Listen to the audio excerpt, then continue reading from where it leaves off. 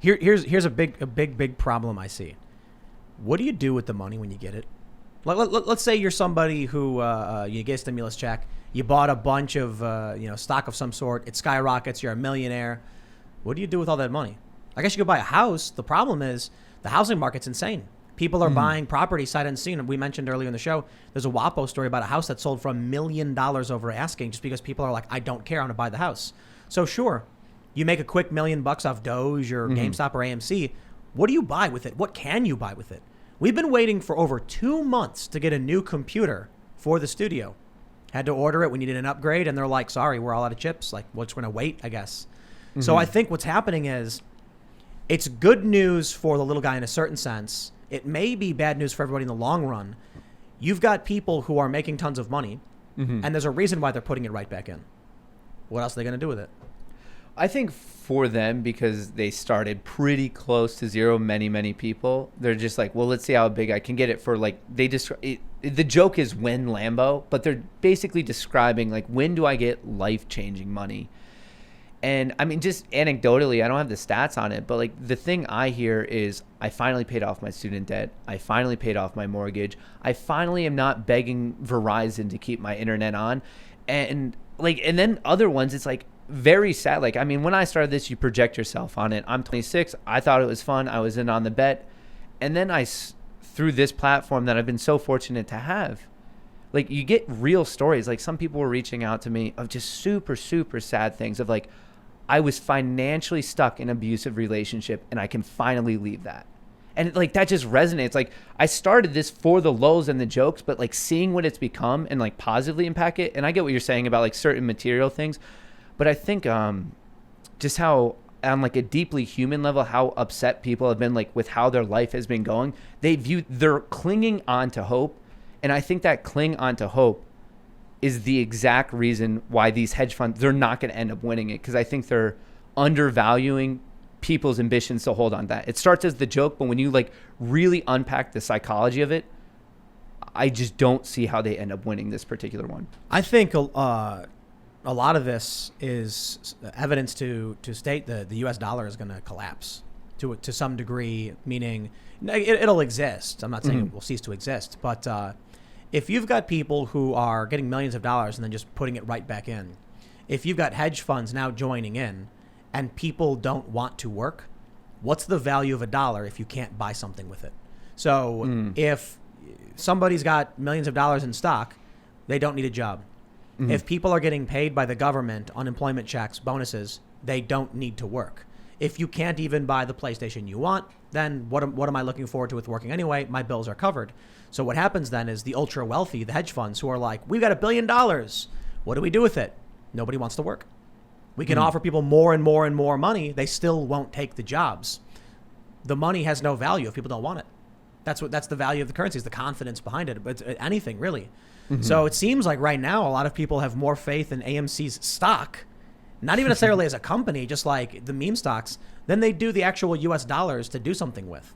Oh, yeah. And I think that's why what we saw playing out with Dogecoin, why it happened. It's like, I'd rather take that bet. And whether people are actively paying attention to it or not, you alluded to it before, the inflation is incredible. Like, the can we are kicking down the road is way beyond a can. We are rolling a barrel of oil and there's like a flame right behind it.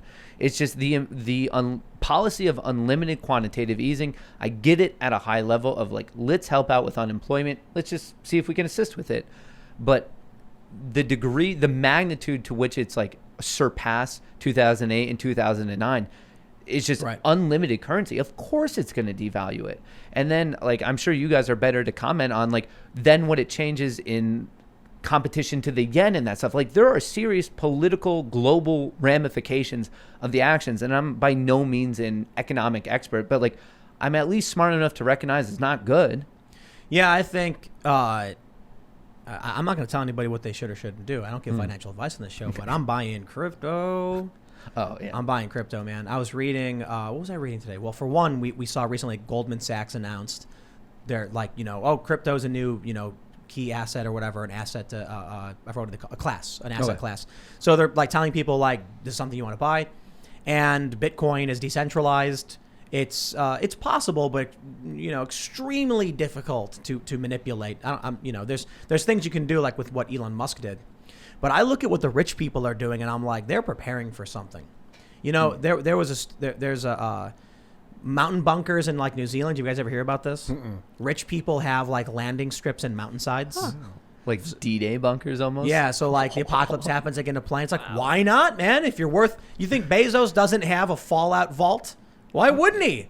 Definitely does. Like a seed vault. That Arctic seed vault they have. Svalbard? I think it is that. Yes, in Svalbard. I don't think, I mean, maybe. I'm saying straight up, like, if I was Jeff Bezos, I would literally make, like, a vault tech vault. I'd be like, I don't want to do experiments like they do in the game. I just want to have a regular vault, so build it.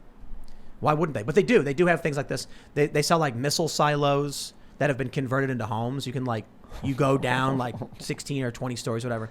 So, anyway, rich people have prepared for a lot of really crazy things. But now you look at what's going on with cryptocurrency. Mm-hmm. Yeah, the ultra wealthy are buying into it big, and they're manipulating it big, right? So Elon Musk pulled a really shady move. He announces, "Hey, we're going to be doing Bitcoin for Tesla." I think that was this year, right? Yeah, when he says we're going to do Bitcoin for Tesla, then he gets a bunch of Bitcoin and then announces we're not going to do it anymore. Then the value drops. But what happened? The people who were selling the crypto were poor people. They were essentially the retail investors, people who had a couple $100 here and there, who panicked when they saw it collapsing.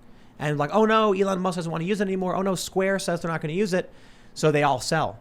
And guess who buys it up? The rich people. The rich people buy it all up. And then after that dip, Goldman Sachs comes out and they're like, oh, by the way, we're going to recommend all of our wealthy clients buy more into this. So I'm like, I look at what they're doing. I wouldn't necessarily do everything they've done. Shorting GameStop seemed to have been a very bad idea and AMC. But I also wonder if what they're doing with crypto manipulation is to cover their losses. Like a lot of these hedge funds are like, if we go belly up, it's going to be 2008 all over again.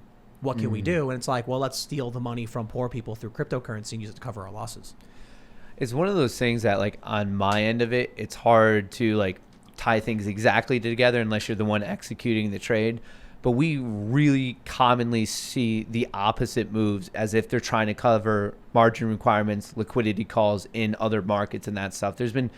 And it's an easier asset class to move money, to wash money through. Like, you do see weird things, and I'm like, maybe at that point I'm putting on my tinfoil hat, but like, I don't know. It just seems very, very realistic.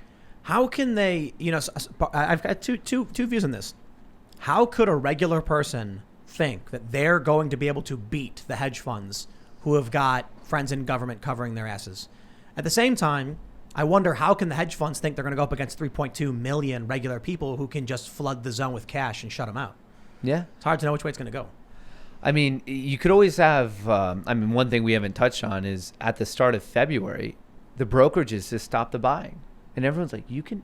Right. You Robinhood can shut do it all that? down. Not just, almost all of them did. Robinhood, I guess, became the symbol of it just because of their name. They're like, it doesn't seem like you're Robinhood. That's pretty weird. Robin poor. Yeah, but they were robbing from us, but they stopped it, and everyone's like, whoa. Like, whatever we've been pitched of this concept of the free market, we're like, that seems super not free market. Hey, man, like, what's going on?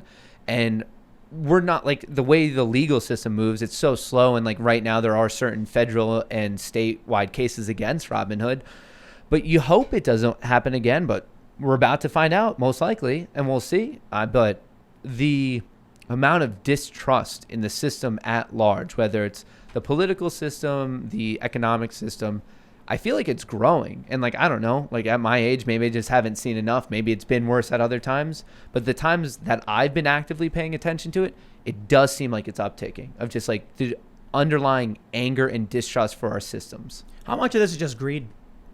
Just people like, I'm going to turn my paycheck, I'm going to double my paycheck right now. You know what I mean? Like you work, you get a couple $100, or, I mean, a lot of people aren't working, but let's say you did work and you got paid $1,000. You're like, whatever, I'll put it in AMC for the week, pull it out back at 2,000, right? Mm-hmm. I mean, very possible, but I could also argue it's greed the other way of why do they keep shorting it?